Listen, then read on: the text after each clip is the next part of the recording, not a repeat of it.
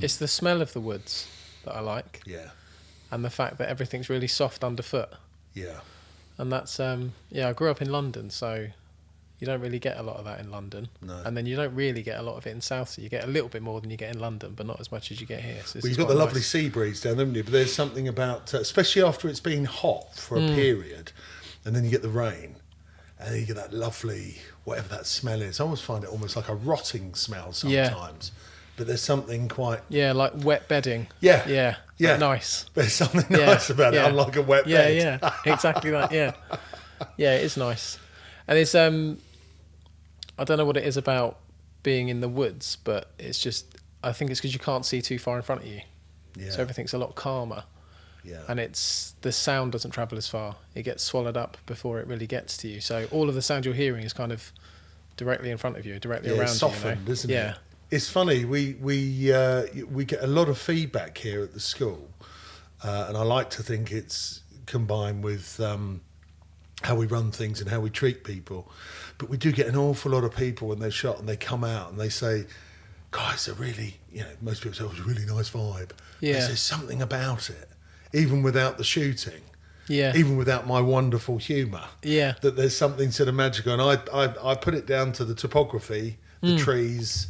We are unique. We didn't make it unique. We were gifted with a beautiful place, I mean, these trees are hundreds of years old, so not our doing, but it does create a really... It all comes together, doesn't it? Yeah, sort of zen-like sort of...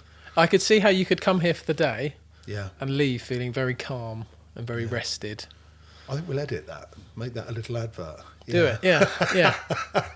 Do you know, it's funny actually, one of our previous guests said that it's a therapeutic, what did he say, therapeutic? He might have said a very relaxing or something along those lines, even within the banging, the noise. Yeah, I think anything you do repetitively that requires you to be calm and kind of centred is therapy. So it doesn't matter what you're doing. You can find it in washing the dishes, mopping the floor, whatever it is that you're going to do. If you're doing it over and over again, if you're repeating that movement, then it's almost like that. It's no different to the guys doing all the kind of the movements on. Do I've never thought of the it grass. like that, actually, it's quite nice. That makes sense. Yeah. Yeah.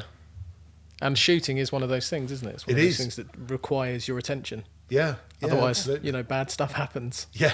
Yeah, definitely. No, I've never thought of that. It's quite interesting. Sort of, I suppose the layman thinks are loud bangs, but you've got your protection on. Everything's sort of deadened slightly sound-wise.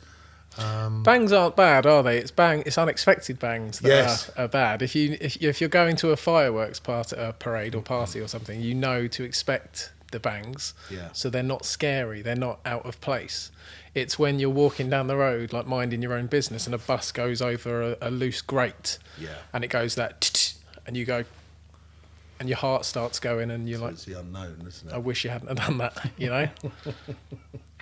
Yeah, it's interesting, but it certainly works here, and I always put it to like a sum of its parts. It's a bit of everything. It's that repetition, it's atmosphere, it's location, it's.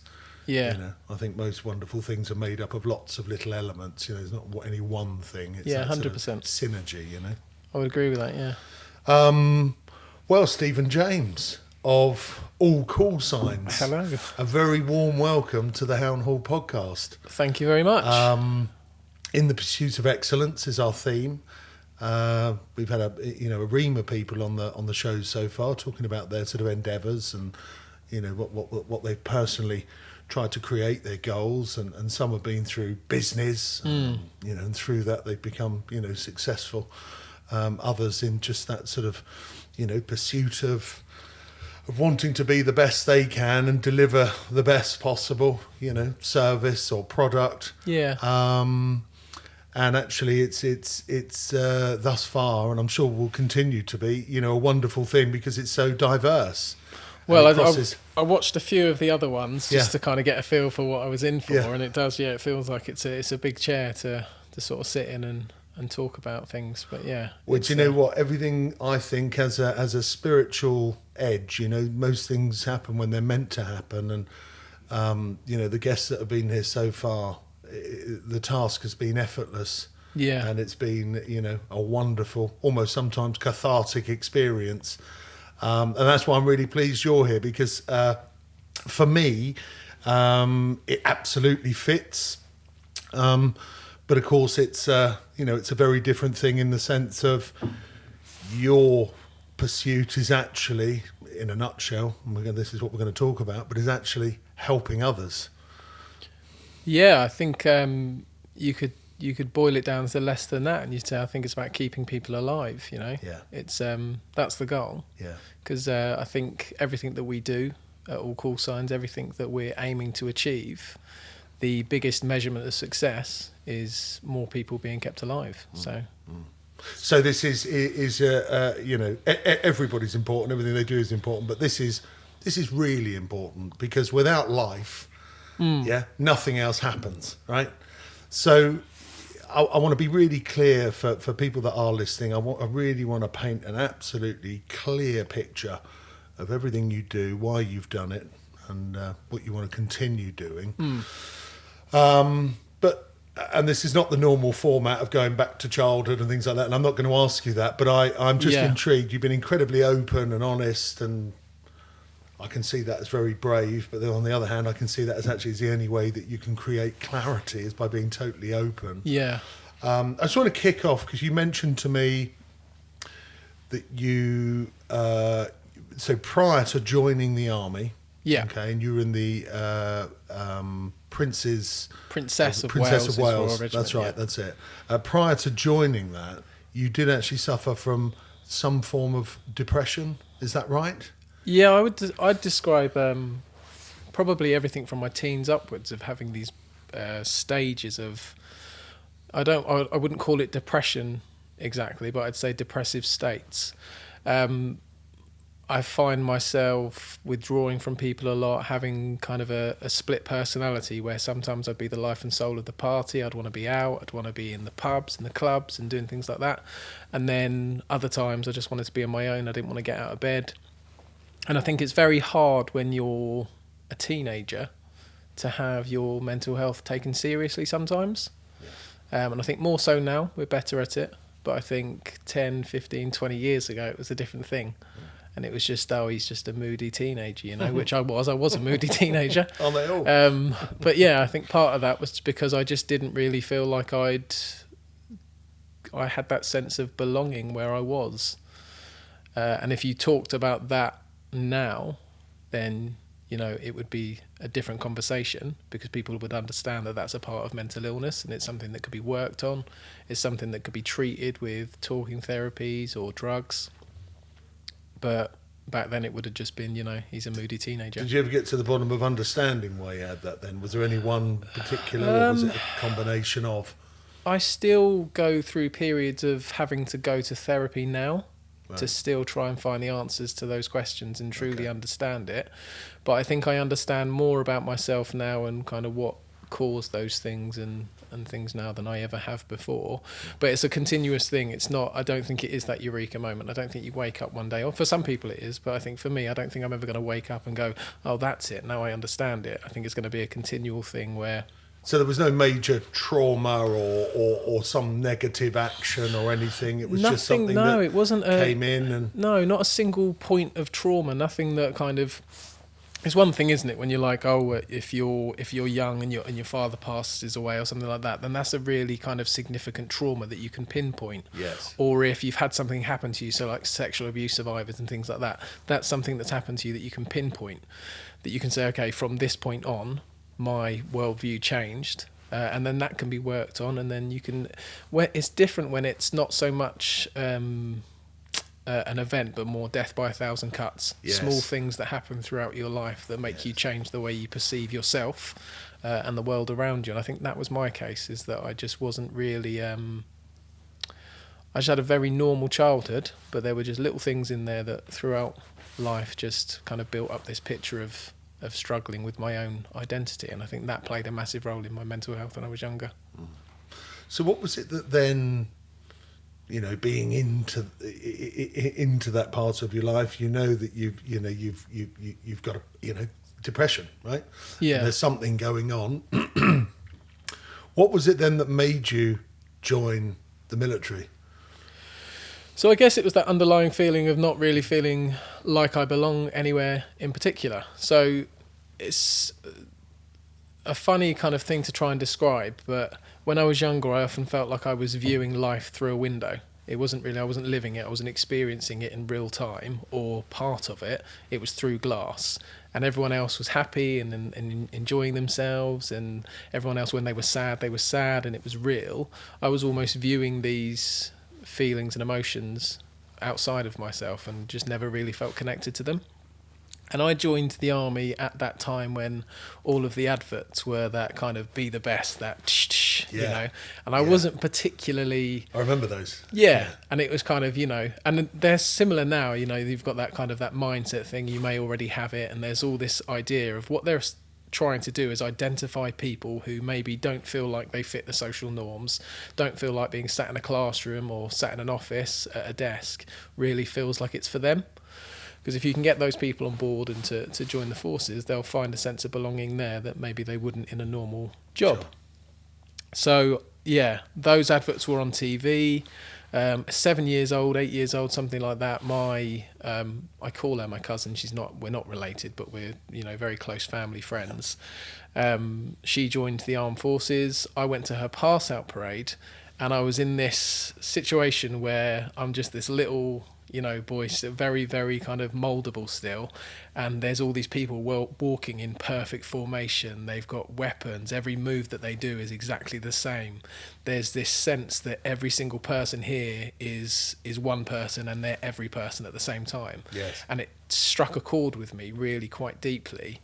And on that day, I said, this is going to be what I'm going to do. I'm going to be back here in 10 years' time, and this is going to be my pass-out parade. And from that day on, anytime anyone asked me what I wanted to do with life, you know, when people do, they come, what do you want to do when you grow up? I want to join the army. Okay, cool, that's a really cool thing. And the response that I got from other people to that, they'd be like, oh, wow, really? That's really cool, you know, that's amazing. What a great idea. Yeah. You know, you'll fit right in. And people just felt like it was a good idea as much as I thought it was a good idea, which just reaffirmed it for me that this is where I'm supposed to go, you know? Yeah, it fits. Yeah. So started doing more research into the different aspects of the armed forces and things like that. Settled upon the idea that I wanted to be a sniper. Yeah. So from about 8 or 9 onwards, if anybody asked me what I wanted to do, I wouldn't say I want to be in the army, I'd say I want to be a sniper. Okay. And that was kind of, I'd fixed it in my mind at that point. This is what I'm going to do. This is what I'm going to go and be. And that's I'm a, you know, always have been a civilian. And my father was a sniper in the military. He died a long time ago, so I haven't been able to ask him the questions. But I would assume that role is quite not insular, but for someone who doesn't necessarily is a team player, but doesn't necessarily want to be running around with everybody that just likes their own space, their own a little bit in their own head. It's very precise. I can't quite put it into words, but there's something quite unique about that in amongst all the other roles in the military, as I see it. Yeah, 100%. So there's 2 different versions that I could give you of that story, of that kind of definition. There's the one that I thought I knew at 9 years old, and there's the one that I know now. So when I was 9 years old making that decision, it was an action man. I saw it as the guy that's, like, you know, crawling through the weeds. You can't see him, pops up, 2 shots down, disappears again. You never know he's there. That's who I wanted to be. I wanted to be the guy that came, you know, the round hit you before you heard the sound, pull back, and then go back to kind of, you know, back to base, and you've done your job. That's what I thought it would be. That's what I wanted to be. How very different was it? Some elements of it are that. Yeah. I think there is that element that you go, it's still very much more coordinated and part of the group, and, you know, you work in pairs, but you're part of a bigger team. But I don't think I was a million miles off from what I thought it was going to be to what the training then was to be a sniper. And it's certainly in my search for that sense of belonging that made me join the army in the first place, never really felt like I got that sense of belonging when I joined. And ultimately, which we'll go into, you got to put that into practice, real life. Not the sniping, no. So I went to, in terms of my armed forces career, it's quite short-lived, and it wasn't what I thought it was going to be. So in my mind, I was going to be the guy going out to places like Afghanistan, Iraq and things like that. I was going to be putting this into practice and it was going to be amazing. The reality was, still never really had that sense of belonging when I joined the forces. The time when I was happiest in the forces was when I was doing the training exercises for sniping and going out and doing the crawls and, you know, firing the shots and getting away again without being seen. That was the time when I probably felt most fulfilled. But the reality is that's probably, you know, weeks out of a 5-year career. You know, so it's a very short period of time. And I struggled with the mental health side of it again still. So I think at 7 years old and then again at 9, telling people I want to be in the army, I want to be a sniper, this is what I'm going to do, to then go and do it, to find out it isn't exactly what I thought it was going to be. But the thing that maybe was the most different or contrasting to what my thoughts were that it was going to be, I thought I would just fit in and I'd have this kind of brotherhood and that sense of belonging that I didn't really have when I was younger with my peer group I was going to find. Didn't really find it in the way that I thought it was going to, which then made me feel a bit alien because to my view, everybody else that was there was really kind of pally, and everyone talks about, you know, brothers in arms and that kind of sense of community. Yeah. And I felt that in a sense in some ways, but in some ways still felt very alone. So it was an odd experience. And but that feeling of, you know, alone, was that you, or was that because, you know, not everybody does mould together, irrespective of the perceived, hey, we're all, you know, brothers in arms, but actually there's going to be people you don't get on with. There's going to be someone you don't gel with. Yeah, it's part of being human, isn't it? I think it is part of being human. And you're stuck with them, for want of a better, you know, to be blunt. Yeah, it's kind of weird, isn't it? Because it's kind of... At least in civilian life, you can walk the other way. Or go, you know, if you want to go and get a new job, it's a very, you know, there's my 2 weeks notice. That's it. And you can go. In the armed forces, there's my year's notice. This is going to be a really awkward 12 months, you know? So I think it is a case of sometimes there's people that you just don't get along with, and I think in some cases it was me. I still took the window with me. I still put that pane of glass between me and the people that were there. I don't really feel like I involved myself or threw myself into the experience as much as I could have.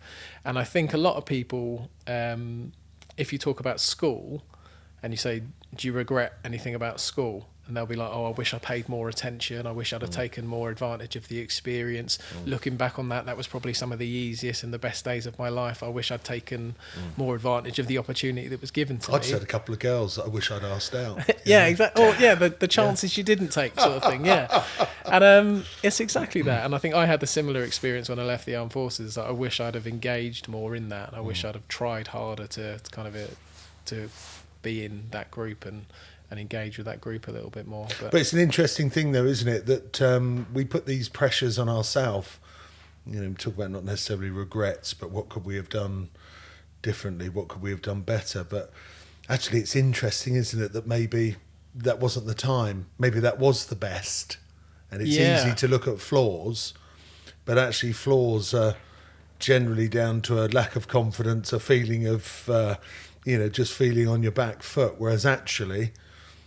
You know, there does seem to be a generic that people go through school, they do well, they come out, they get a job, they meet a partner, they get married. But life's not like that. No. And actually, some people's door opens much later in life for something completely different.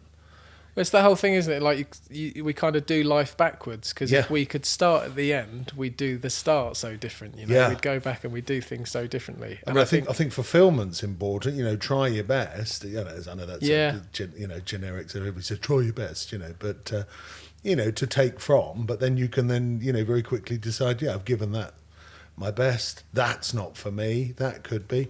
Also, I think school, puts a lot of pressure. I mean, you think. Kids in school were making choices at 16. They've been on the earth 16 years. Yeah. 16 years. And quite frankly, 5, 6 of those really count, because when you're sort of 8 and before, it's all a bit of a blur. Yeah. So it's a short time spent to make life-changing decisions, isn't it? Yeah, 100%. And I don't like the way I wish I'd have, I don't like that pressure.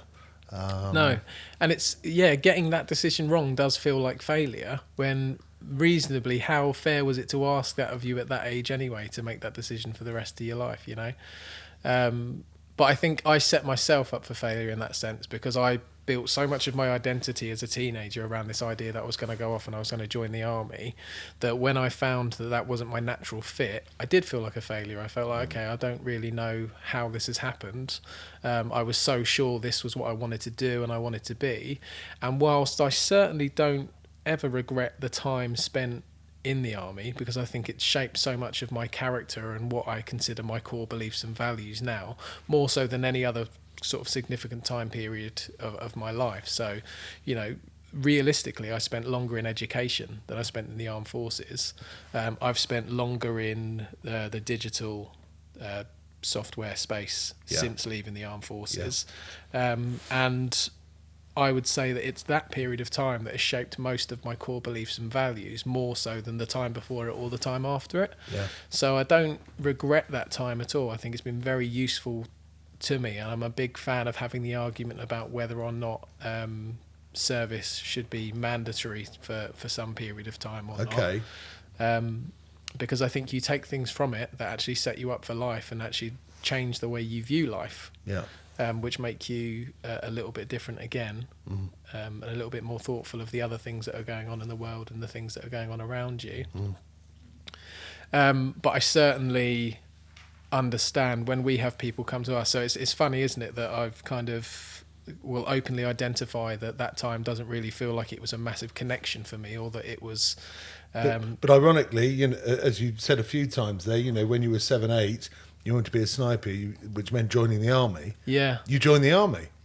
So that's actually a massive success. Because you've actually picked a point, you know, a passion, what you thought was a passion, and you've done that. Oh, and if you look at it, so if you look at it from that light, you know, you committed, you did it. On paper, you've got, so joined the army, went through training, got the best shot award in training, went into my regiment, got onto my shooting team in a really, really short period of time, spent a very short period of time in a normal company, and then went into close observation platoon, reconnaissance and sniping, you know, all still 18, 19 years of age. Incredible. So in terms of what I wanted to do and that kind of tunnel vision focus of what I wanted to achieve, very short period of time to get from A to B.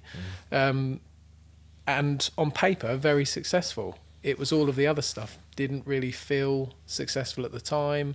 Felt like I was a bit of a round peg in a square hole, or a square peg in a round hole. I'm not really sure which way round that's supposed to go. After the other, On paper, great. It was the other stuff that was going on in the background that just wasn't great. So things about beforehand, when I was a teenager, the way I would manage my sort of mental ill health or my periods of depression and anxiety is I'd withdraw. Can't do that in the army. No. You will live on top of each other. Tied in, So I would do things like go out drinking or make really impulsive, stupid decisions, behave in a way that afterwards left me mortified, and then think, actually, that was really alien for me, and that wouldn't normally be something that I would do, something I would engage in. But just something significant that would break the train of thought at the time, right? You thought it was like an escapism. Exactly like that. Some new way to escape that what would normally take me to bed for 2 days and not moving. Can't do that. So what's my new way of dealing with it? It's drinking too heavily. It's making poor decisions. It's not being where I'm supposed to be when I'm supposed to be there, which again makes people annoyed and lets people down, which kind of fulfills that sense of you're letting people down again, which lowers your self-worth, which is just it's just like a descent, isn't it? 100%, yeah. So then you came out of the military, and as we talked about before, you started your own business in digital marketing, digital. The first business. So I decided. What was the just very briefly? What was the lean towards that? Just embracing the times, or it's just quite a juxta from sniper to. So towards the end of my career, I went on a promotional carder to essentially go up a rank. Got injured on that carder, was doing very well.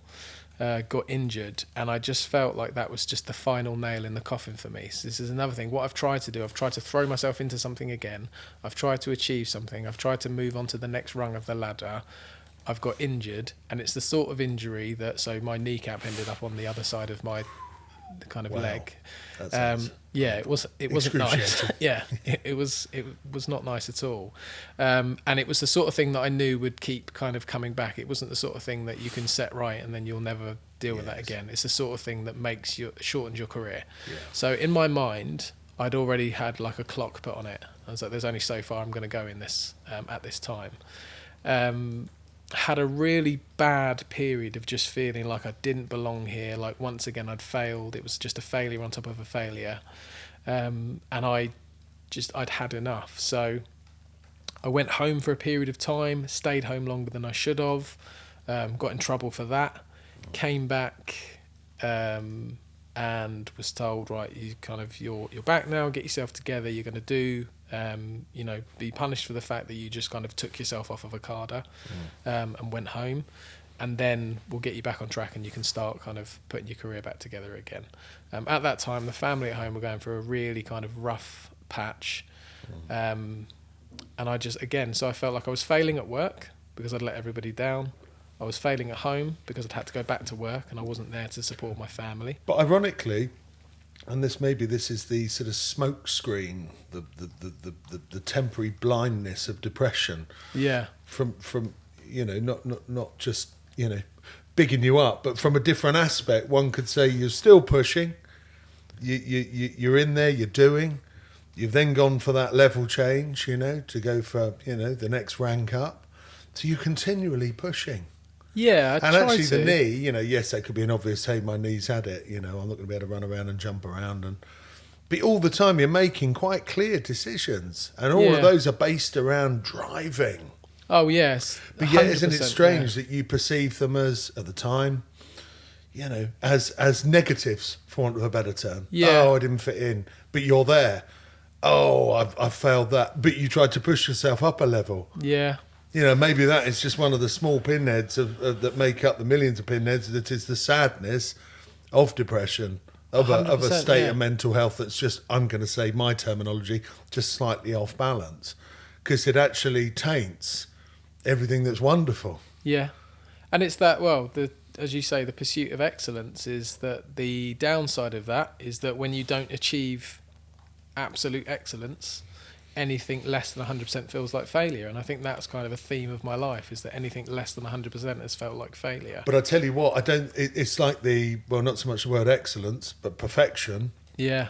I think it always stays X amount in front of you, distance-wise. It's the horizon. As far as you move, it moves. Yeah.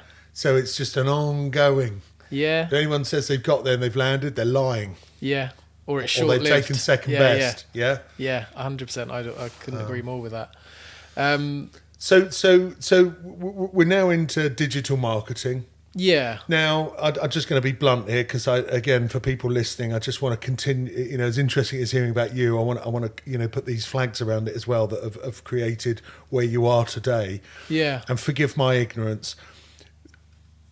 A friend or two took their own lives that were in your regiment. Is that after you'd left the regiment, or was one whilst you were in and one after you'd left? So there were a few incidences of... Without getting into huge detail, but just to paint the scene here of what you're entertaining, what's going on, There was certainly, when I was in, evidence of other people that were maybe similar to me in the sense that they weren't happy. And there were incidences of self-harm, and there were a couple of incidences of suicides on the camp. Is there, just a quick segue, is there good help when you're in for that? I know that's a big question, and keep it very simple if you want, or don't answer. There's more help now than there was when I was in. Okay. There's still not as much help now as I hope there will be in 10 years' time when somebody else is having this conversation. Okay. It's kind of where we're at on that. All right. But yeah, there were certainly not people I knew well, but there had people that had taken their own life in and around camp. All the way from when I was in training, actually. So when I was in training, somebody took their own life on the camp that we were at. People had self-harmed, and there'd been incidences of obvious people struggling with their mental health that just weren't really addressed at the time, to my view, for what they were. So if you fast forward, if we go past all of the digital marketing stuff, so essentially I just decided that when I was going to come out, I was going to work for myself, I was going to do my own things. And that went, reasonably well for, a decade.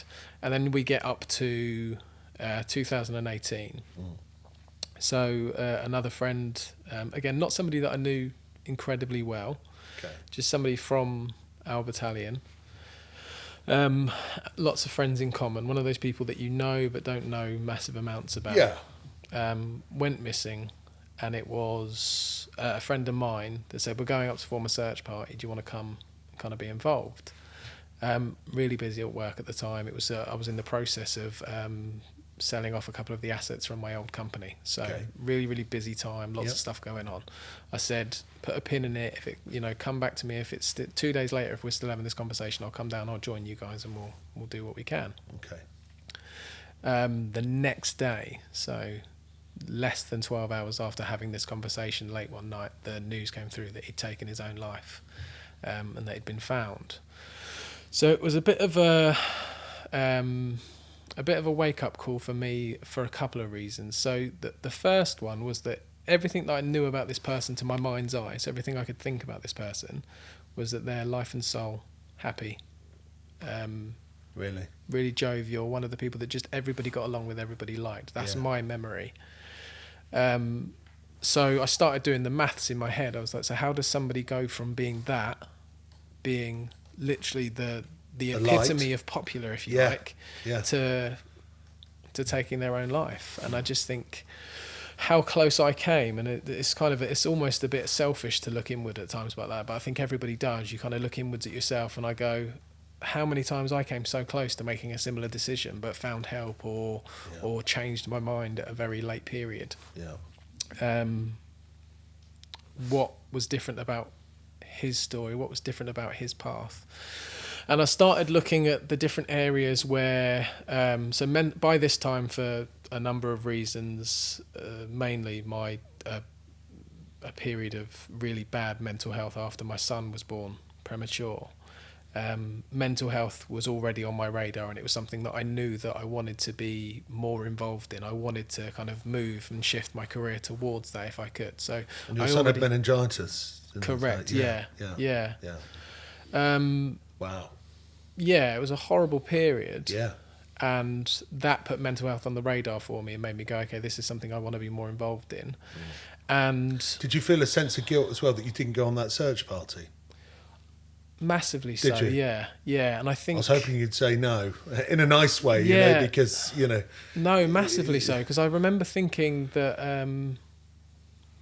I think there's a thing, we all have it in us, don't we, that we want to do everything that we can to help sustain a life. And if we know that somebody's in danger, if you watch somebody that's fallen into the river, you almost throw, you don't worry about your own safety, you jump in after them, and you want to try and help them and get them out, and And I think we all have that in us to want to help other people. Now, I think the thing that maybe I felt most guilty about in that situation was I didn't really acknowledge the severity of how that could end. So in my mind, that person was going to be found. They'd have gone and had a few drinks somewhere, turned their phone off, just had enough, and were going to show up again once they'd calmed down, sort of thing. So if I, who have experienced points where I've been suicidal throughout my life, fail to recognise the gravity of that situation, then no wonder other people do. No wonder people don't recognise the flags around suicide for what they are.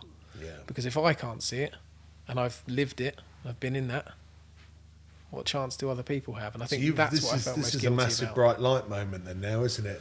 This is like I'm not going to call it a eureka moment, that's the wrong term, but this is like a bang. All the lights have come on, like a clarity. Yeah, that you can relate to. 100%. But also you don't fully understand why. Yeah, and I think the thing that I did, off the back of that happening, I went away and I said, right, where are the gaps in the services that allow somebody to go from A to B? And what could I do if I'd set my mind to it? I'm very sort of solution and goal oriented. So if I set my mind to something, what can I do to achieve it? What can I change about this situation? And I realised that there were 3 sort of major areas where there was a lack of services. So one of them was awareness. So I didn't understand that the amount of the military community that take their own life, that struggle with mental health, because just like I did, those that are struggling tend to do it quite quietly and internally and don't really reach out for help. I suppose it's perceived as a form of weakness. 100%, yeah. And if you go back to those adverts, that be the best and all that is being the best is being, you know, the guy that is the edge of the knife, or girl that's the edge of the knife. Is if you're that, how can you also be vulnerable, and how can you also find things like relationships difficult? How can you struggle with a sense of low self-worth and low self-esteem? So all of this is suppressed, isn't it? It's just under the facade of... It's kept underneath and we just don't deal with it. And I think there's been a bit of a renaissance in the last 5 years where sort of elite, so military mindsets and things like that are learning from the sort of sports coaches and sports therapists and things like that, and learning that you can be both. You can go out and do your job. And then you can come back and you can be a different person. Because when you think about the military, there's these periods where people go on tour, and even within those tours, there's periods of intense fighting and things like that. But those periods are shorter than, you know, that they still make up less time than your overall time in the armed forces. But they're still massive extremes, aren't they? Yeah. You know, you're there, they're doing that, they're there. You know, that's a lot to take on board. You know, when you're sound... let alone when you're, you know, suppressing... when you're dealing with other things as well. Anxiety and things. So I'm just going to bring you back there because I want people to have full clarity. So you realise 3 main sort of weak areas within how it was, you know, 2018. The first one you recognise was a lack of awareness. Yeah, so an awareness of just how prevalent mental health as a whole, or mental ill health as a whole, was within the armed forces community, both serving and veteran communities. So what I decided to do then was really shine a light on it. So that was things like going to Parliament. It was things like canvassing local MPs. It was things like going to camps and giving mental health talks and things like that. That needed to be done. The other part of that was the actual physical prevention side of it. So when somebody goes missing and is believed to be at risk of self-harm or suicide, what is the immediate reaction to that? How quickly are these search parties that happened being put together? How quickly are they being organised and run? There are thousands of veterans all across the UK that are very, very sympathetic to this kind of thing. They understand what it's like to be in those shoes, and they're also still have that sense of brotherhood and sisterhood where they are joined and they will go to the ends of the earth for their... So there's an infrastructure fellows out there that's now out of the forces, but that in effect would happily jump up and go, yeah, I'll be there. 100%. See, that's quite a powerful thing, isn't it? Yeah, and the good Amazing. thing is, this isn't just, you know, without sounding kind of... without being rude or anything, this isn't... you know, Bob that runs the news agents at the end of the road. These people are mostly search trained. They're used to covering arduous ground. They're used to taking orders. They know how to map read. They're essentially assets for a search party like no other. And they're up and down the country just sat around just wishing there was more that they can do. So what we did is we put together a system where we said, this is what you can do. When somebody goes missing, is believed to be at risk of self-harm or suicide, you can unite, you can come together, you can create that search party, you can get the word out, you can use all of that training that teaches you why things are seen, that lets you notice things that other people maybe don't notice, and you can take those skills and you can use it to prevent someone from taking their own life. And that was the kind of the basis for a service that we now call Beacon, which does exactly that. And it's been launched over 160 times and has a 95% success rate of recovering individuals and bringing them back to safety. That's yeah, it works. It just needed, and again, it's not, the community was always there. There was always individuals putting together search parties and going out and searching for people when they went missing. It just needed a formulation. It needed someone to come in and go, okay, this is the structure, this is how that's going to work, this is how you report somebody missing, this is how we respond as a community to go out and find that person. So you've got all this magic. You can start to see these bright lights, the Beacon, these people who will help. What then was the catalyst finally that made you go, right, I'm now going to start something. I'm now going to do something. I'm going to add my own arm to this. Yeah. And try and make a difference. So I think it was myself and my business partner, very, very, very early days, sitting down, and the response that we got to the initial. So the first essence, if you like, the first iteration of All Call Signs was a chat application. So in my mind, I'd gone, right, what can we take that kind of uses my software development background and my kind of connection to the military, kind of combine those two things, dovetail those two interests, and provide something that saves lives or prevents people from feeling alone or isolated. And forgive me, was this, excuse me, a partner from the previous job, or is this someone who's now popped up to go, let's do this together? So it's a guy that I served with when we were in the army together. Yeah. Has come on board and been like, absolutely, like, love what you're doing. Let's make this happen. Let's work on it. Does this link to the funny story? Was he the chap who made the call that was told it was X time, that then you managed to kick this off before we got a call back? Do you remember the story? Yeah, exactly that. So it was we'd, like, very, very early days. He'd actually reached out for support himself, and through a traditional sort of mental health pathway. And in the time that it took us to essentially create this new service, to create All Call Signs, which was how long? So this is about a 12-week period that this kind of all happened over. And this had become the focus. This had become the therapy almost. Helping other people, service to other people had become the thing to kind of push and build his kind of focus around. So when he eventually got the call back from the people that he'd reached out to before, they went, "Do you still need help?" He went, "No. I mean, in the time that it took you to call me back, I've actually created a service." That's amazing. That's proving more useful already. Yeah. So that's incredible. And doesn't that just actually back up what a huge weakness certainly existed then? Yeah. In the utter lack of support for military serving and I wish it was a military issue. I wish it was a veteran only issue. I think in this country particularly, services for mental health are extremely lacking. They are, and it's not through lack of want, because I know, because you know, we've since All Call Signs has kind of gone from strength to strength really, and we're now involved in NHS services. We talk to some of the other service providers. We partner with them and collaborate on different things. Oh yeah, no, let's be clear. This exists. Yeah. Period. Yeah. This is not a military. You know, I know that's your pinpoint. Yeah. If we could, we'd save the world, but you know, we've got to be realistic, and this was your natural bend. And just to cut in actually really briefly, today, 22nd of June today, this rather wet, not miserable, but damp day, is actually, if I'm right in saying, National Father's Mental Health Day. Yeah, correct. Yeah. International. International. Thank you. Yeah. What a nice coincidence. Yeah. Very apt. I think it is as well, especially considering kind of like for me personally, it was my relationship or my guilt around when my son was ill that essentially led me down this path to mental health. So it's quite interesting that it's kind of fallen on this day, and I think a little bit of serendipity there. Yeah, absolutely. But yeah, it was. I think what we struggle with at the moment is that I've said before. So mental health is old and new. So there's, when we talk about things like coping mechanisms and breathing techniques and meditation and things like that, that's thousands and thousands of years old. As long as people have been able to kind of conscientiously think about how they think and feel, there's been forms of meditation and mental health and coping strategies and things like that. So like monks talk about. I don't know if you've... I just want to say to anybody listening that noise is not meant to be a therapeutic sort of... Patter. That's just one of the Labradors just having a little wander around. Having a little wander around. As lovely as it was.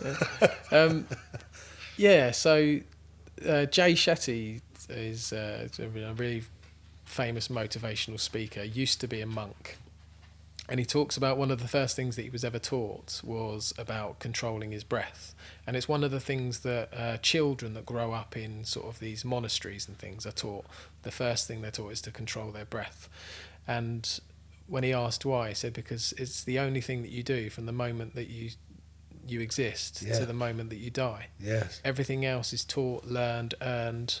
Your breath is with you from the moment you're born to the moment you die.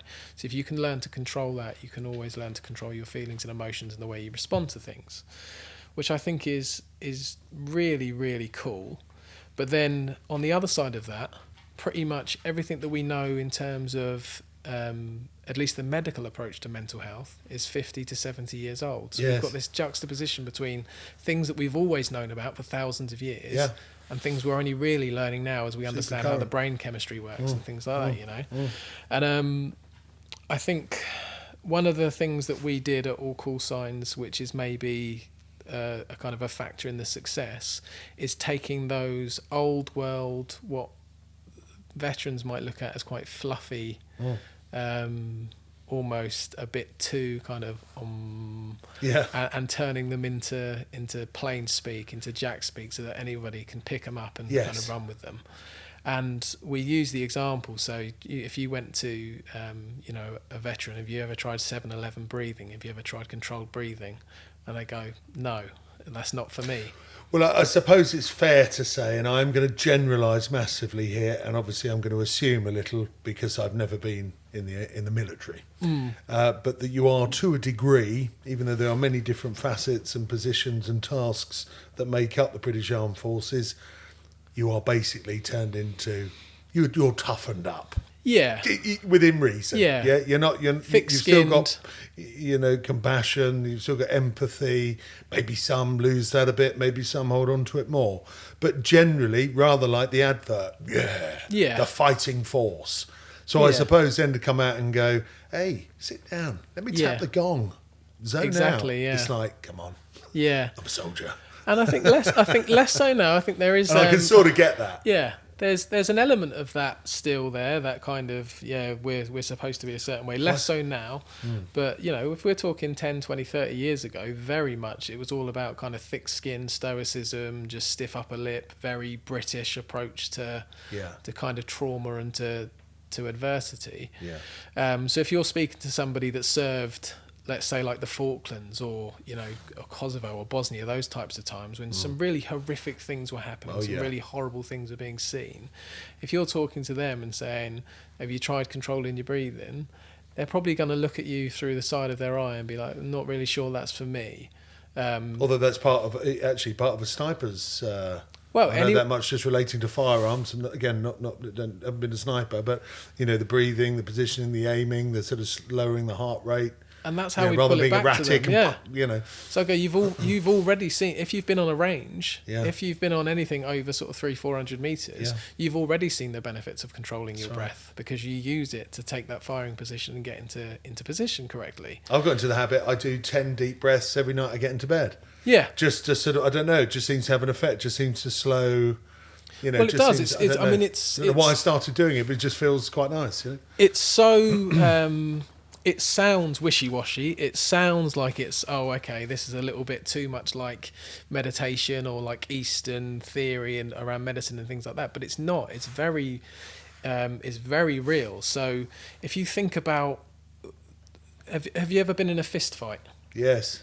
So in that period just before you get into a fist fight, yes, you have that moment where you're kind of like, you can feel the I heart. was ripping my shirt off. No, I wasn't. Rolling the sleeves up, you outside, where your heart's pumping your blood around the body faster, and you're making a decision in your mind about whether or not I'm going to hit this person or whether or not I'm going to just get out of this situation. Sure, fight or flight. Fight or flight is what they call it, or fight, pause, flight. Depending on kind of which theory of thought you follow. Sure. But if you think about that moment, that is your body's natural reaction to risk, to threat. Yes. So if that's your body's reaction to threat, doing the opposite is your body's way of calming down. So you can't control a lot of things that your body does. So you can't stop your heart pumping faster just by thinking stop pumping, because it does it automatically. But you can control your breath. So when you're in that moment where you feel like your heart's pumping faster, you're getting into that stage where you feel like you're under threat, just by controlling your breath, you can tell your body to go the other way and start saying, well, now it's time to calm down. I remember, I think of silly things, but back in school days, when we were young, we were just children, when two kids are having a little kerfuffle and they haven't really done anything, but they're going, yeah, they haven't done anything. You think that's that fear, that, tension, and you think, why are you panting? Yeah, You haven't thrown a punch yet. Yeah. But that's the breathing. Because having that elevated sense of threat is exhausting, and it does things to your body, you know. And you go away from that and you feel knackered afterwards. Yeah. But then if you think about, so the fight's over, you've been separated, you've gone your separate ways, you've gone that way, he's gone that way, you've both got a few good punches in, you know, enough to feel good about yourself. It's been resolved. You go and sit down in a chair. Let's use the school example again. Sure. Let's say you're sat outside the headmaster's office waiting for to be told off. And then as you start to calm down, as your body starts to regulate itself again, your breath goes from to... Yeah. So if you start doing that yourself, because you can control your breath, then you can trick your mind into calming down quicker than it normally would. So if that's the essence of breath work, if that's the essence of breathing, or controlled breathing, it doesn't seem all that namby-pamby anymore. It doesn't seem all that wishy-washy again. It comes very much down to very basic human... Well, I was going to say, it's ironic, isn't it? Because even as the hard-trained soldier, you know, male or female, people still operate with, you know, what I call gut reaction. Yeah. You know? They're in a situation. There's no answer. There's a right one and a wrong one, but you don't know which way round it is. So how do you make the decision? What is it in your mind that goes, I'm gonna go that way and do that? Yeah. You know, yes, it could be sort of a controlled sort of, you know, maybe based on something. But if you've got nothing to base it on, why do you make a decision? That's your gut reaction. That's that natural sort of protection or something inside of you. There's no guarantees, but that's the way you go because something, you know, so in itself, what I'm trying to say is the soldier might go, oh, the gong, what are you bloody talking about? But no, but you've already got a management system. Yeah. You've already got something spiritual that hasn't been, you know, hollered to you by a, you know, high-ranking officer or drilled into you by some yomp across a moor. You would just have known. You were born with this. Yeah. We've all got it. Yeah. You know, you get into that situation, you're in a place, you go, oh, hold on, something doesn't feel right. Yeah. What are you on about? There's nothing here. Yeah, but it doesn't feel right. Yeah. And then 5, 10, 15 minutes later, something goes off or... I don't know, like, you know, so that and I, you know, everybody has that. I think the sad thing is that most people, I don't say don't accept it. It sounds a bit harsh, but just maybe don't use it. But everyone's got it. And I must admit, in later years, I sort of started to, I had those silly things where you would, I mean, really stupid things that are caused by yourself. You think, oh, if I don't send that letter tomorrow, someone's going to ring up and go, oh, why haven't you sent the letter? And you go, no, I'll do it the next day. Yeah. And then you send it, and it's late. And then someone rings you and goes, what? And you thought, I thought that. Yeah. Why didn't I do it? That's really dumb. Yeah, yeah. So it's just accepted that's a rubbish, trivial example. But, you know, it's there. But that's the basis of every kind of anxiety on the planet, is this. So a baby knows to seek out milk and to drink milk. It doesn't know how it knows how to do that. It just knows how to do that because it's in that baby's DNA to do that. Yes. It knows to do that. That's its gut. That's its intuition to do that. And if we think about that intuition on another level, it's that thing when you stood at a crossroads. You're like, okay, so what do? I could fight or I could run away. It's your gut that knows the right decision to make. All that stuff keeps us alive. It kept us alive when, you know, there were other predators running around the planet. It kept us alive when other cavemen were going to come and hit us over the head and steal our women. You know what I mean? It really did. It served its purpose. But it's when it stops serving you and starts working against you that is the basis for basically all anxiety, which is... So if you think about fear, so again, using babies, I reckon babies are only born with a fear of falling and a fear of loud noises. Everything else is kind of learned as you go through life. But if you think about spiders as a perfect example, your lizard brain, if you like, your kind of the thing that you learn through thousands and thousands of years of being alive, of being kept alive, is to not touch the spider. So you don't touch the spider. And then because you didn't die because you didn't touch the spider, that reinforces in your brain that not touching the spider was the right decision to make. Yeah. So if you don't touch the spider again next time you see a spider and it keeps you alive, then that doubly reaffirms your belief that that spider is going to kill you because not touching it kept you alive. Yeah. And so now compare that to things like people going into a social event. Are you going to come to that party? No. Why? Because I'm scared. So I don't go to the party, I don't feel scared, and I'm not outside my comfort zone. So then my body tells me that was the right decision to make. Okay. So the next time it comes up, I don't go to the party again, and then I don't go to the party again. And then what I learn is that being in social situations like parties makes me anxious because I feel like, and it's only through like petting the spider, going to the party, doing the things that take you outside your comfort zones, that you really get to test your beliefs on what's scary, what's dangerous, and what isn't. So then, is this now? So we're in we're in 2018. You're with your partner, your business partner, for clarity. All this stuff's going on. The friend, God bless him, we didn't meet the search party. That's taken its direction. You're selling off parts of a previous company or assets or whatever that is. You've got all this stuff going on. Yeah. You've started All Cool Signs. Yeah. You've started it because there's a call for it. Yeah. And your inner feelings, thoughts, your struggles, everything combined, this is now your direction. This is what you are meant to be doing. That's the feeling. It felt like that's where I was meant to be. That's good to say, because everything else up until this point, you've made a conscious decision and you've pre-planned it. Yeah. I haven't heard you at any one point say from the age of 7, I wanted to try and preserve life. Yeah. And that's it. And that's nothing. And you could question, that's totally different to joining the army. I know that you're not trained to just go out and kill people, but it's a sad fact, a sideline. That's what armies, there is that end result. This is like the complete opposite. Yeah. Definitely to a degree, I think that's true. So I think throughout my life, I'd say one of the things that I can identify in myself is there's these themes of service, like wanting to help people, wanting to do things for others. And I think what I got to when I was in the stages of starting up All Cool Signs was I'd often forced myself into situations that I wasn't particularly comfortable with or comfortable in because I thought it was the right thing to do and it's where I should be. For the first time with All Cool Signs, it felt like this was just where life took me. So I had all of those things behind me. So the military connection in the past, the learning to build software and things like that,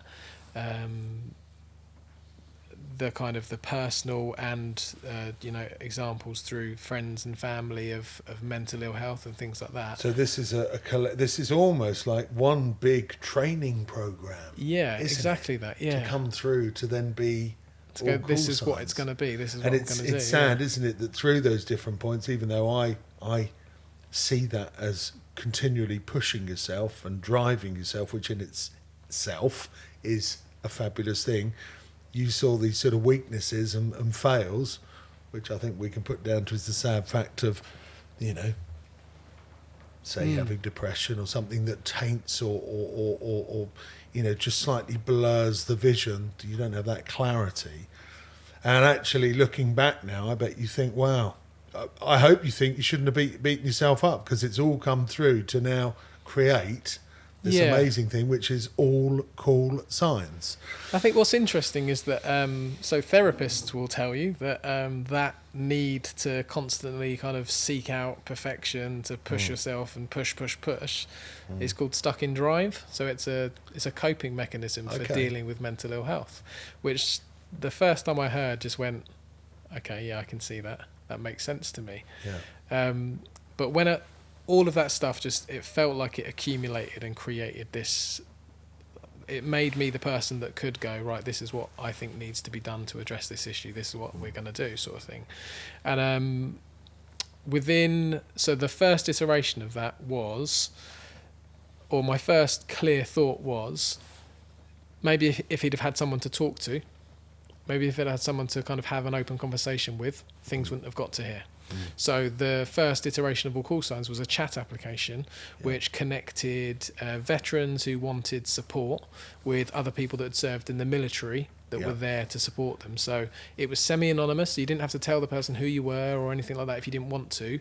Names aside, who was your, wrong term might be, who was your first client? Who was that first phone call? So I remember... That made you think, wow, All Cool Signs is now live. That works, yeah. I remember so the way that we worked it was, I went out to my friends and sort of people that I know within the military community and said, I want to start this chat network. What I want to do is get maybe 50 of you to man this chat network. When anybody comes through, it will get directed through to one of you, and then you can pick it up and you can talk to that person, you can make some connections. Yeah. So the point where I kind of went, this works, is the very first week that platform went live, 70 people came through that platform.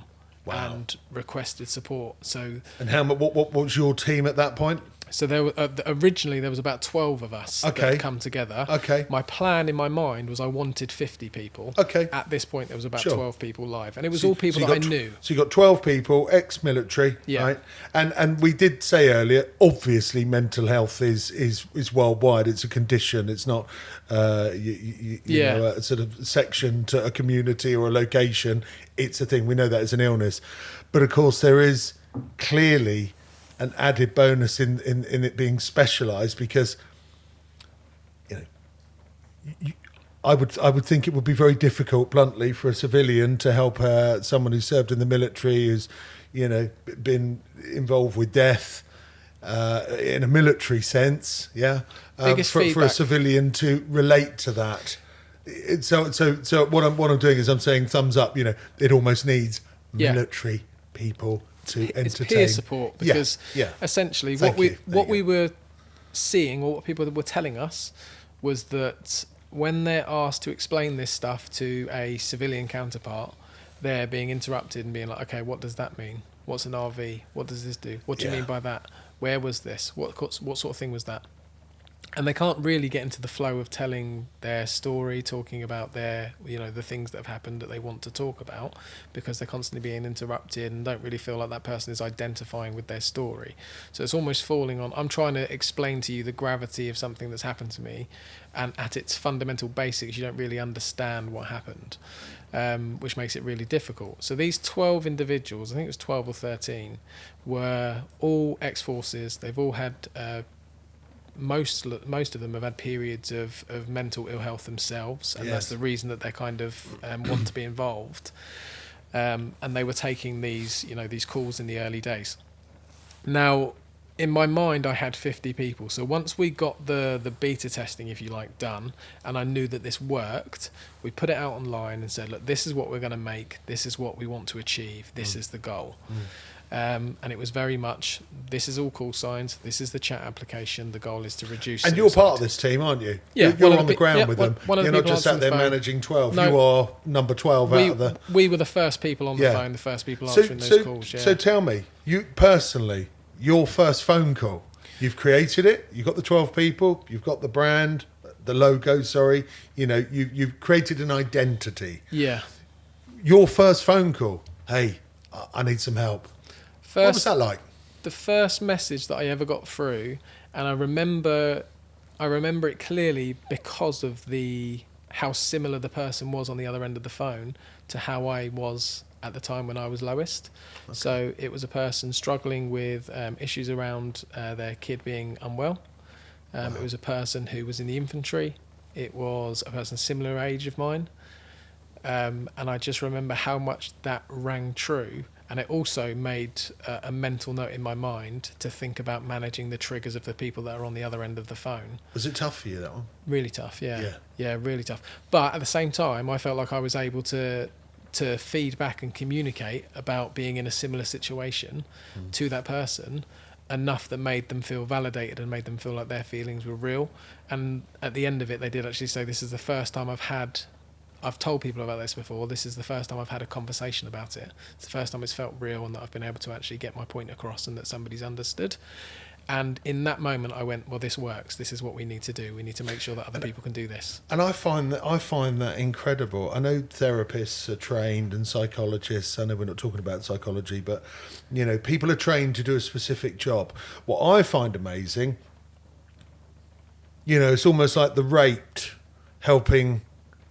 That somebody who's been raped helping someone who's just been raped. That's that's a hideous thing. I'll pluck that out of thin air. But just someone who's damaged, helping fix others' damage. I find that quite. I really, honestly, I'm not just saying it because you're sat here. I find that quite incredible, you know. And I was sort of thinking about what you and your team do when we met a couple of weeks ago, and I thought, you know, it could, surely would be so simple for one of you guys to have a breakdown sometime. I just think, what? Oh, you know, because you've got your own stuff you're building, you're fixing, you're maintaining, and then you're actually. It's like hats off to people who, well, all these sort of things. Nothing's more important than the other. But for me, it's like children's services, people who go out and look after, sort out children and be cared for. I mean, personally, God, it needs to be done and all the time. I couldn't do it. I'd end up wanting to. It's just not for everyone. Smash people up who don't look after children. It would drive me insane. It takes a certain type of person to want to get into that life. And this is the whole. Sadly, we're probably not going out to millions and millions. One day, I hope. Yeah. This is what I wanted to try and get forward. You know, there's loads of charities. Oh, another charity.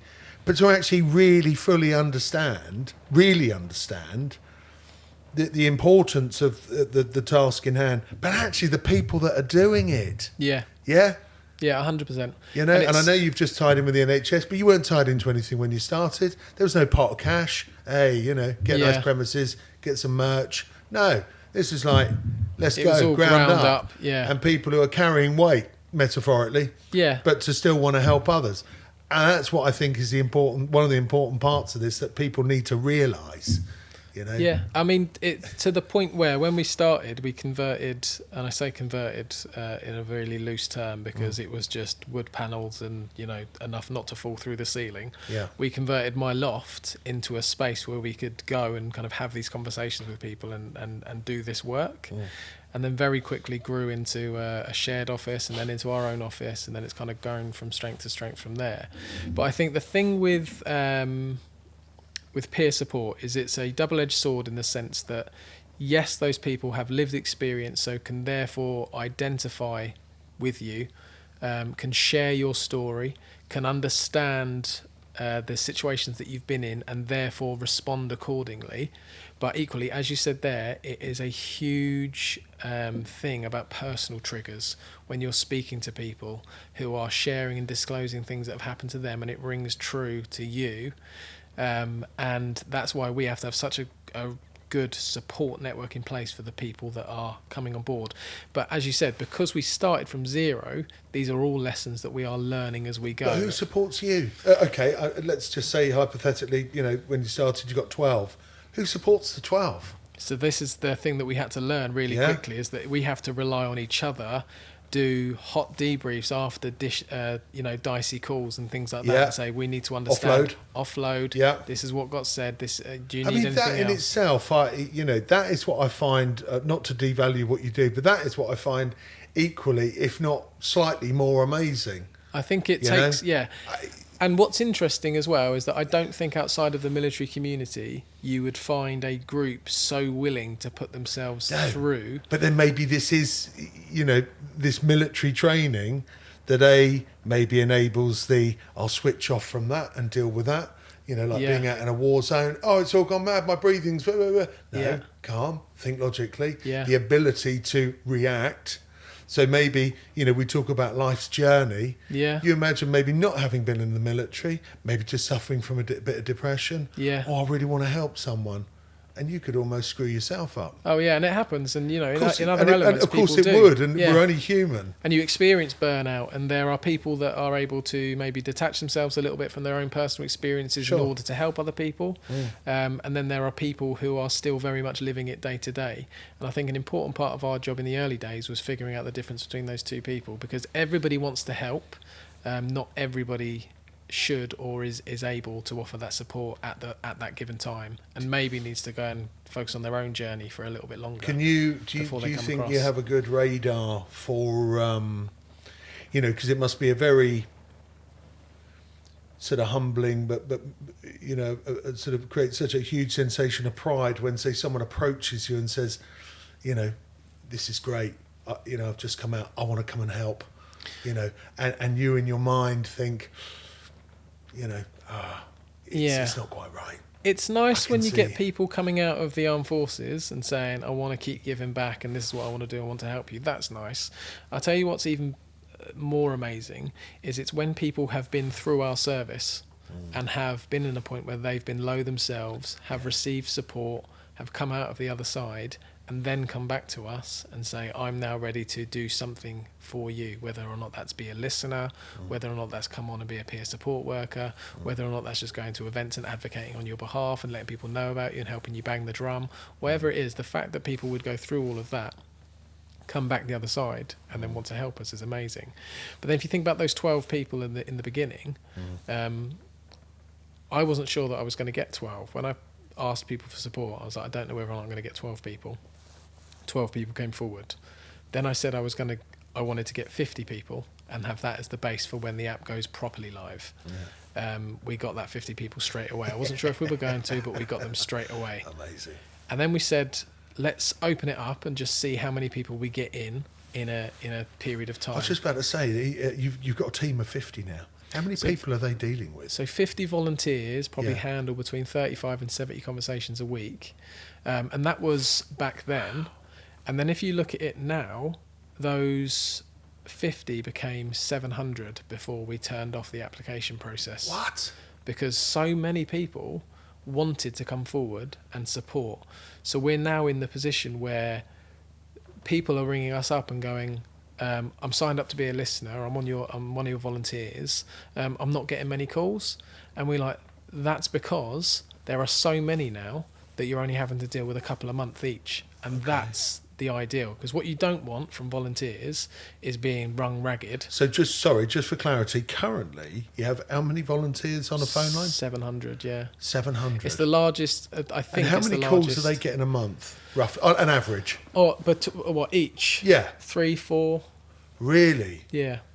And that's, I think that's the largest decentralised contact centre for any calls. Doesn't that say, I mean, that says two things to me. That's amazing. I keep using that word.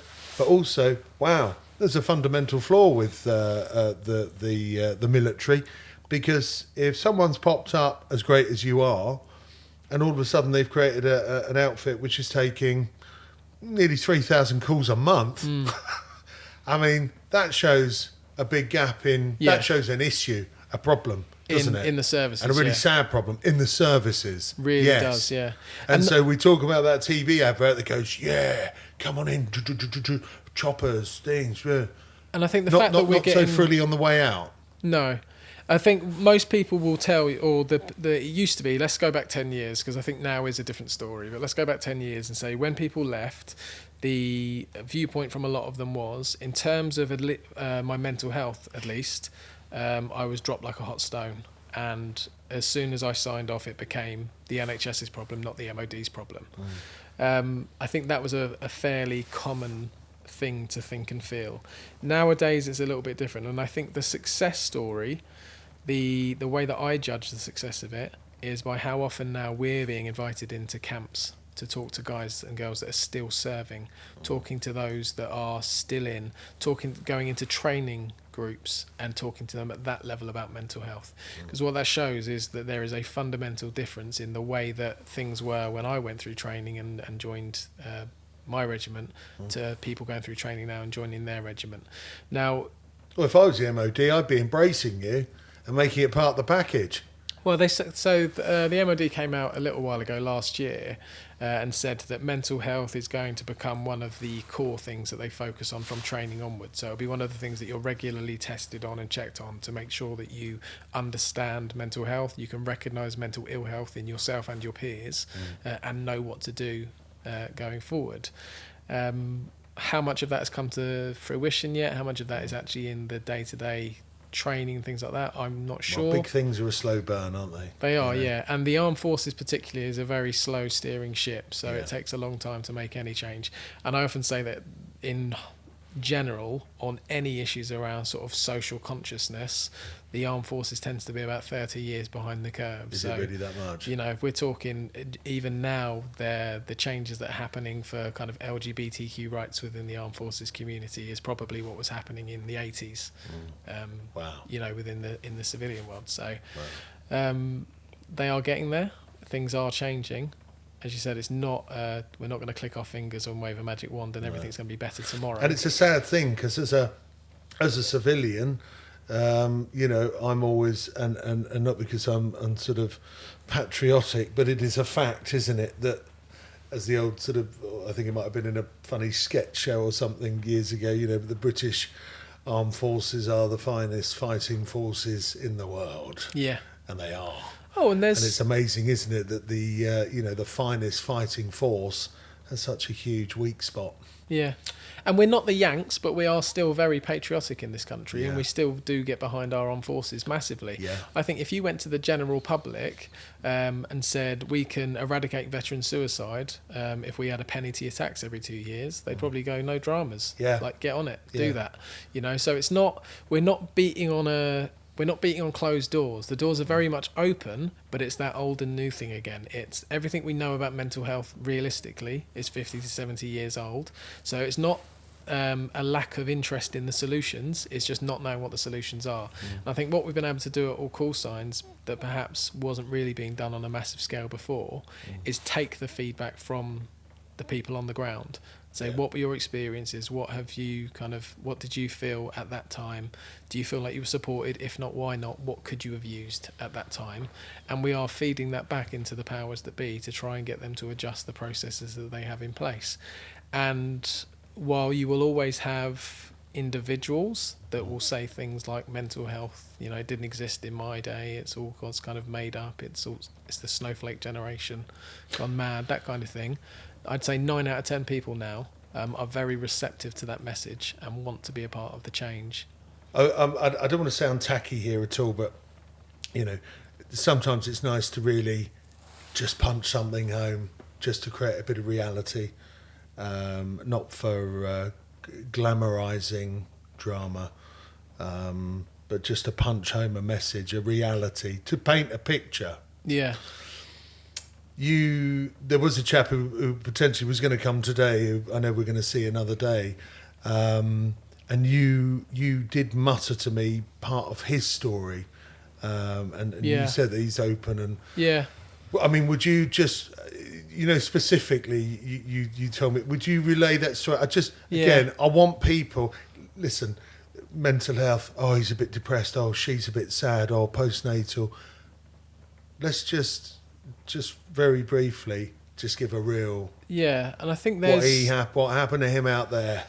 This is why things have to be for veteran services. This is why things need to be veteran specific. Right, and that was, thank you. That's what I was also going to say. This is why it's Army, Air Force, Navy, because we ain't going to understand this. Yeah, if you think about, let's look at the NHS and think about what their goal is, right? Their goal is to take a service that they can teach to the people that work within the NHS, and then they can provide that service to as many people as possible in order to help everybody's mental health or whatever it is. So if you go into a civvy mental health service, the things that you're dealing with in terms of trauma and trauma-related therapies and things like that are sexual abuse, they're traffic accidents, they're car accidents, they're things along that line. Being involved in crime, that kind of things. Yeah. And there's a place for that. And also, like my personal example of kind of, my child being very ill when he was born, that having a significant effect on my mental health. I would fit quite well into those services. When we're talking about combat-related trauma, you're going into a service that's designed with those people in mind, so the sexual abuse victims and the victims of crime, and you're saying, I was stood in a Sanger, my best friend was shot in the head next to me. Sanger. So a guard base within a sort of guarding account. Thank you. Yeah. I'm stood in one of those, my best friend gets shot in the head next to me. I essentially have to hold him together until the medics come and take over, while still getting rounds being put down and still potentially being, shot myself. That is a very different type of trauma. Now, and when you mean hold him together, I literally hold mean him together. Hold him together. Exactly that.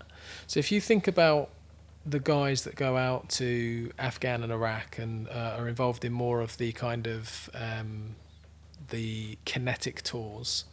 So, old school Northern Ireland and Falklands, Iraq and Afghanistan more recently, those types of tours.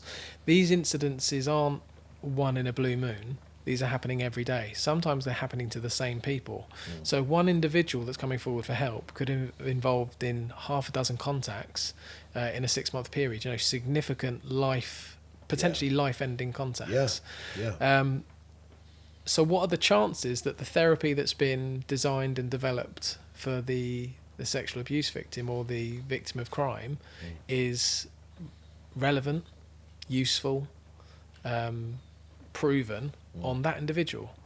It's not. So what we need is very specific clinical services that have been designed with the veteran experience in mind for combat trauma. Yes. And we have that in some degree within the NHS. There's veteran-specific services, so we have the Transition Intervention Liaison Service and the Complex Treatment Service that are designed specifically to address those issues. But they're just not as formed as they need to be. We're not where they need to be to match those. So a lot of the slack is being picked up by third sector organisations within the veteran space. But as you say, it's 30 years behind. Yeah. The NHS is current, it's there, it's a service, and a very, very good service. This hasn't, we sadly, we're all well aware of car accidents, rape, child abuse, disgusting and appalling as it is. But we're all aware of that. I don't think most people would consider, not wrongly, but just because it's not in their, in their sort of area, if you like, for want of a better term, of the military. Yeah. Because we just see those TV adverts. Yeah. So you just assume. Yeah. And they come out and they get a job and they sort of mellow back in. I don't think people even consider that. And also, if you're sat in an office with a guy that used to be in the army and is now works in your office, you might not really be thinking about that story. You might not be thinking about that's the life that he could have led. You're thinking kind of pressed uniform, marching around, that kind of thing. Yes. You're not thinking about somebody that's potentially literally almost lost their lives, has seen their friends lose their lives in front of them, and that kind of thing. So I think it's about everybody having more of an awareness of that.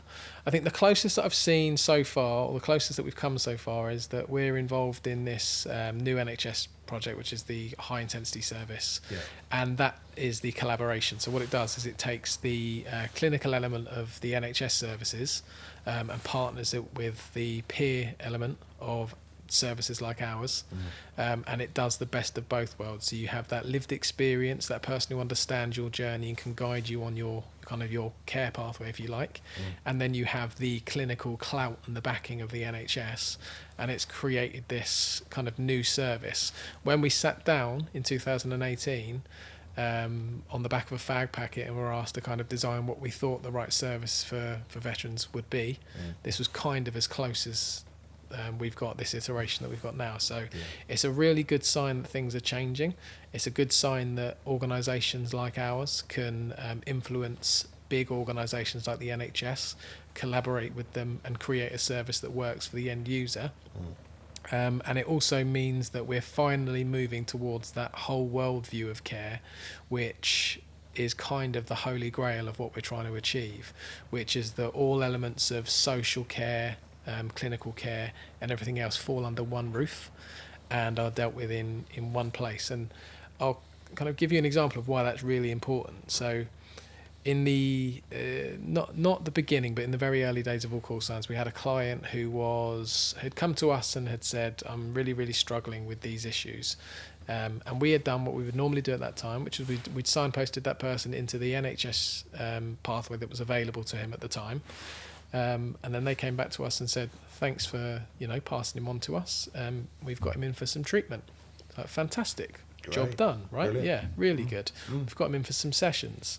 So he's in a session once a week. We say we'll give you a call every 2 weeks just to see how you're getting on and to make sure you're still engaging with it. About a month and a half down the line, we call him up and we say, so how are you getting on? He's like, I promise you, like, I'm invested in this. I'm giving it my all. I'm going to the sessions. I'm doing what they're asking me to do. I'm just not seeing any real benefit from it. My mind isn't changing. I still feel the same way. Nothing's really working for me. And the reason had been is because he was going in for sessions, and then when he was leaving those sessions, he was going back to his van that he was living in. So his living situation was he was living in a van, washing himself in public restrooms, leaving that life to go into a session for an hour at a time to talk about his mental health. It made him feel good. But then coming straight back to his normal life. And it was like, so where's the disconnect? Why are housing not talking to clinical? Why are vocational stuff like getting this person into employment and things like that not being done hand in hand? And that was at the point where we went, do you know what we need to do is we need a service that puts all of these things under one roof. Well, I was going to say, once the whole infrastructure of rebuilding a life. Yeah, exactly. Which is food, is a roof, is, is all those, simple things that we all take for granted on a daily basis. That pyramid of need, you're not going to have like real mental calm and zen if you're struggling day to day for basic needs. So this new service is kind of the closest that I think we've got to date of that. It's a pathfinder, so it's still early days. But I think it spells out good things for the future of the way that the NHS work with third sector organisations. So I know when we first met, I know we've just covered this, but you said there could be the scenario where Jim comes out the army and says, hey, I'm struggling, I need a house. Yeah, that's cool. Yeah, give us a ring in 10 days and we should have something for you. Okay, what about those 10 days? Yeah, just give us a call. You got a sleeping bag, And you're doomed. Yeah. You're in the alley in Southsea, you're on the beach, you're on the park bench, or anywhere in Southsea, anywhere. Literally anything could happen in that time. Isn't that a crazy thought? It's a really difficult system. You see that clip on ITN, you see those amazing people, doing what they're doing, to find then that 3 months later, one of those could be that person under the raincoat on the... Yeah. I mean, that's... And I don't know what the exact percentage is, but it is a fair percentage of homeless people in this country are ex-forces. Are they really? And I think part of that is for two reasons. Firstly, a lot of them are probably more comfortable being living in arduous situations, living in difficult situations, because it's not massively dissimilar to things that they might have done in the past. And part of that is that pride that I don't want to reach out for help. I don't want to tell anyone I'm struggling. So I just try and do everything on my own. And quite a lot of times that backfires and you end up in situations that are way worse than they would be if you actually just reached out and asked for support. And on a separate note, I can actually now see why there's a total utter disrespect and disgust for Walter Mitty's. Yeah. And that's a separate thing, but, Yeah, and it's... because, on one side you can sort of laugh tongue-in-cheek and think, what are you doing as a civilian? For someone who's been through the machine, I don't think I'd take a very different view on that. Yeah, and I think that's another one of those things where, we've had elements of that in our service, and you kind of almost have to ask whether or not there's a mental illness there or an underlying... I think that is actually. Mental health issue. That is a madness. Yeah. Yeah. And what that person gains from that and things, So it's a really difficult thing to deal with. But there are some things that and I'm not PC at all. I mean, I'm not. And I've, lots of people have done silly things and so on. I always remember when Prince Harry put the swastika on his arm. Now, ironically, that that logo, that emblem, was nabbed by the Germans. He's not a German. No. Yeah. It's like a Buddhist sign of peace or something. Ironically, it's total opposite. Yeah. Benita educated me on that. But it's been, represented, and it does sadly stand for something else. He shouldn't have worn that. No. He definitely shouldn't have worn that. That is a perfect example of squaddy humour taken out of context creates a very different feeling but that's all right if you're going to an army party. When you're coming out to civilian, that's not acceptable. No, and it's like this, and that's the context part, isn't it? It's understanding when's the black right time humour. to You're do allowed that. You've earned it. Almost earned it. Yes. And it's the other stuff that struggles. But it's the same as if you were going to a block party, you'd quite commonly see someone dressed up as a terrorist or something like that. That would be a typical costume party. Imagine if somebody who's like ex-armed forces goes to his new work party dressed as a terrorist, and somebody got hold of that, they'd run with that all day, So it is all about kind of context and stuff like that with things like that. I'm at this tricky point now where I'm looking at Jack and I'm thinking time is running away, and I really want to. I don't know. I've never done this before. I'm almost going to look at Jack and ask a question. I wanted to talk about sort of meditation, spiritual side of things, and I know that you just to briskly skip over the top with no detail. Your main self-management. Yeah. You, not all call signs. Yeah. You and yours. Yeah. Is through meditation. Yeah, which is a beautiful thing. Something I not buy into as such. I totally believe it. It works. I do similar things. I don't suffer mental illness, or I'm not aware of it. But like the breathing, the meditation, very spiritual. By default, there is a lovely link here. So Hownhall Shooting School is based on the Cowdrey Estate.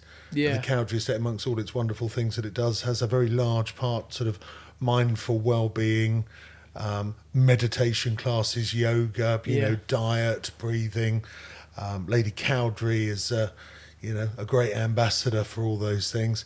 So it not only fitted on that front, but equally is an interesting, conversation in its own right.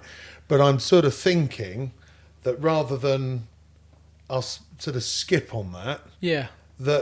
And I get told off for saying this, but I actually mean it, that we could do another podcast. Yeah. On that. And just do that. Yeah. Just focus on those things. Yeah. By default, it will, link to this. Yeah. But it may just give someone just the ability to stop for 5 minutes each day. Yeah. And just re-earth. And that's the thing. I think, that's not to devalue anything we've talked about today, but it's just spreading more love to maybe different areas that say something like all call signs or mental health setup are not required. Yeah, it's just something slightly lighter, but very valid. I feel when we talk about kind of services being overrun, that's I think part of that is because people are. Or certain kinds of people are inclined to wait until their mental health is so bad before they reach out for help that the pool of possible services that could be useful to you when you're 9 out of 10 is so much smaller than when you're 2 or 3 out of 10. If you can recognise the signs of mental ill health earlier and start to put mechanisms in place, and I wouldn't say necessarily meditation is where I found my kind of support, but definite mindfulness and just being more aware of what's going on around me and almost finding the meditation in small things. So we spoke before about I remember about the pages of the book. Just the way that you turn the pages of the book, the way that you read a book, the way that you running a bath, sitting in a bath, breathing in a bath. All of those things are small, really you could overlook them. You could have a bath and not think about how you feel in the water, how weightlessness feels, without how your breath affects the ripple of the water. You could have a bath and not notice all of those things. But I'd also like to dig in, and this is like a separate study really, of how you do that, or not, we sort of know why, but how, which is what I think is part of your magic, is the fact that rather like your whole organisation, again, my terminology, you've got people who are carrying excess weight, but they're still willing and are helping others remove their excess weight. And that's what I think is amazing. This is not just some guy or girl who's all sorted and relaxed and thinks, oh yeah, man, I'm going to just tune out for 5 and drink my green tea. This is someone who's got pressures. They need to do it and they're doing it. So I think that gives it, that gives it the kudos, the weight, and I think that would be a great thing to tell everyone about. And if it's the part where at the end of the Magician's Secrets, where they kind of reveal how the trick is done, the act of helping somebody else is as much for the person doing the helping as it is for the person being helped. Yes. So the thing that our listeners get, the things that our volunteers get, the things that our peer support workers get from helping others, even when they're struggling with things themselves, is that sense of service again. It's that sense of camaraderie in the face of adversity that they haven't really felt or identified with since leaving the armed forces. They get that back again, and they're able to say, I made a difference. So you telling me then that even though I didn't agree with what you saw as failings back in those different days, those different times and different days, are you saying that what you do now is actually not only the service itself, providing the service itself, but maybe is filling gaps from your past? 100%. Yeah? Yeah, And definitely. is that what drives you? I think the thing that... What happens when all those gaps get filled? Yeah, it's a much better pathway, isn't it? And it's, Do you think that will kill the fight in you, or do you think it will just make you feel even stronger and keep delivering? I think it'll make me feel even stronger. I think it'll push me on to whatever the next fight is. And I'm always kind of... I think that your next kind of big drive in life always comes out of your periphery, I think. It's something that just kind of comes to you because it's there. For me, this is... If I can get to a point where people are always going to take their own life. People are always going to choose to end their own life. To say that suicide is preventable is not to say that every suicide is preventable. No. You just have to believe that one person can change their mind and choose not to die in that moment. I would like to get to a stage where the number of veterans taking their own lives in any given year is halved. And I will see that as a real indicator that what we're doing and what other people in the space are doing to solve this problem is working. And then I'll most likely look at whatever the next problem is. I think that mental health as a whole is a really, really big issue in this country. And I'd love to be able to take what we've applied at All Call Signs, what we've learned from All Call Signs, into a wider scale. Well, do you know what? That leads me quite nicely to my next question, which was, in effect, in Hownhall, when we're teaching people, one of my silly little sayings is, there's no such thing as a stupid question. They're usually the most relevant. So ask away. And I'm now putting myself in that position. We've got a chap called Max who's going to be fiddling with algorithms, and I hope this podcast goes out to as many people as is possible, right? But I'm assuming it might not initially hit military people or ex-military people, okay? So what happens if someone's listening and they know someone, a family member, a friend, someone who's just was in the military or just left, and they think that there's a problem? Could they ring you and ask you? Yeah. I'm sorry, I'm a civilian, I've never been in the military, but my dad, my mum, my cousin, my sister, brother, a friend of a friend, I'd say 1 in 5 calls that we get is from a friend or family member that's concerned. Yeah, that goes, I've got this person, this is what they're going through, what can I do to help? Yeah. And we are very much along the lines of, tell us a little bit more about the person, let's try and figure out what it is that they're going through, where they're getting stuck, and let's give them some advice into what to do. But more importantly, give them some advice on, if your fears escalate, if your worries escalate, if this turns into something else, these are the things to look for. Yeah. If you notice any of these things, then get onto the emergency services and make sure that person is taken and is kept safe. Brilliant. Because so many people think that suicide is different in terms of how you reach out for help in the moment. Yeah. So if you think somebody's gone missing and is at risk of self-harm or suicide, we have people ring us up and go, do you think I should call the police? Yeah. The emergency services are there to prevent loss of life, even from somebody themselves. Yeah. So if you believe that person's gone to end their life, make the call. Make the call before rather you call us. Caller. No, they're there than the other. And we've had it from when we've put that advice out on our kind of social media sites and things like that. We've had ambulance drivers, we've had medics, police officers, all of those kind of people come through and comment and say, we would rather attend 100 calls where only one of them is a genuine threat to life, absolutely, than attend none and miss that one person. For sure. So make the call. Yeah. They will decide on what the best action is off of the information that you give them, but no one's expecting you to be qualified enough to understand whether or not that person is really going to end their life or not. Make the call. let the experts figure that out.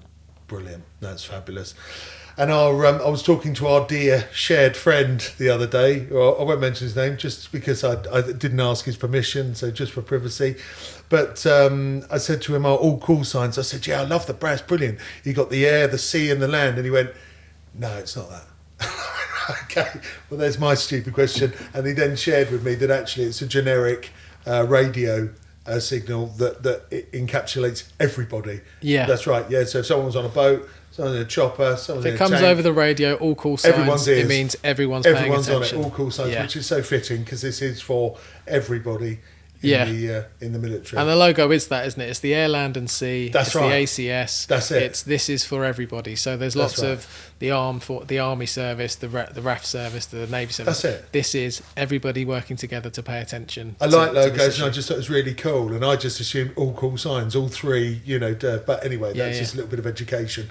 So for anyone who is listening, tell me how to get hold of you. Where are you on internet? Where are you? What's your things? Tell me how people can reach out. Search all call signs and you'll find us one way or another. If you are on Facebook or Instagram, again, just search all call signs and you'll find us. All of the information, our website, telephone number, all of the, how to contact us, our referral form and everything else like that is at allcallsigns.org. There is, the referral form, you can do it on behalf of someone. So if you sat with someone and you're worried about it, you can fill it out on their behalf. As soon as somebody comes through to us, we'll endeavour to get back to that person within 48 hours. Amazing. And the pathway kind of length is way shorter than you would experience through other organisations because we have those partnerships with these other organisations. So if you're thinking, I don't know whether or not they need to speak to this person, or this person, if you speak to us, we'll connect all of those dots for you. So if you do make one call, make it to all call signs, unless, of course, as previously mentioned, that person's at immediate risk of self-harm or suicide, then call the police. Emergency, yeah. You're a non-profit organisation? Non-profit, yeah. Yeah. Everything goes back into... Always up for entertaining, things that can raise awareness, raise money. Funds, awareness, anything. The biggest thing that people do, and it's I love it, is people message us and they'll be like, we need 10 T-shirts because we're going on this event and we want to just kind of let people know who you are. Yeah. And I see that, we talked about the logo before. Yeah. I see that logo now as an identifier between two people, that I'm somebody that you can talk to about your mental health. Yes. And we see it at events, there'll be two people wearing it, or I'll be wearing mine, and then somebody will notice it and they'll kind of nod and go, that brilliant guy, I can talk to him. Well, do you know what? I think it is utterly amazing. I think you're incredible. Thank you. Great story. Amazing service. Totally kind, mindful, giving. I just think it's a message for all, wake up, be nice, you know, even if it's just every now and again, add that little bit of value.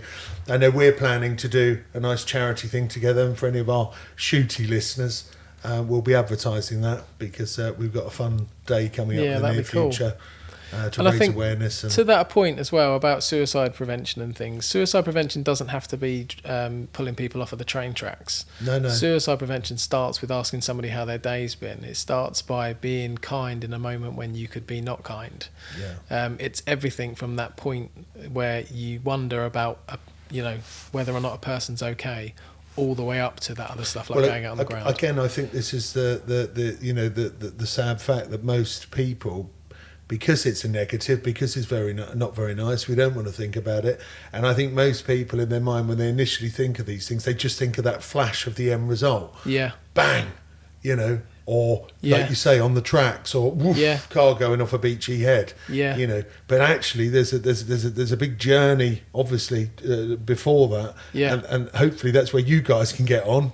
Yeah. So actually it doesn't get to its destination. Yeah. But that's why awareness needs to be created. That's why people need to really fully understand. That's why I pressed on you for a couple of points earlier. Just to really, because most people don't think about it. No. Because if you're all right and you're happy, And all of the worst endings that we hear about in terms of people taking their own life start with a person who is having more bad days than they are good. Yeah. So if you can catch it at that point, then you make a massive you make a massive difference to what the end of that pathway looks like. Yeah, fabulous, and long may it continue, i.e. your good work. Thank you very much. Stephen James, otherwise known as SJ, of All Call Signs. Thank you very much indeed. Thank you for having me. It's been inspiration, wonderful. Uplifting, utter wonder. I hope we can add some value in the future. I hope even this conversation adds value. I hope some people reach out, talk, connect. Like we say, even if it helped one person, that would be an amazing thing for a couple of hours chit chat. So from all of us at the Hownhall podcast, thank you very much indeed. Thank you for having me. Pleasure. Cheers. Thank you.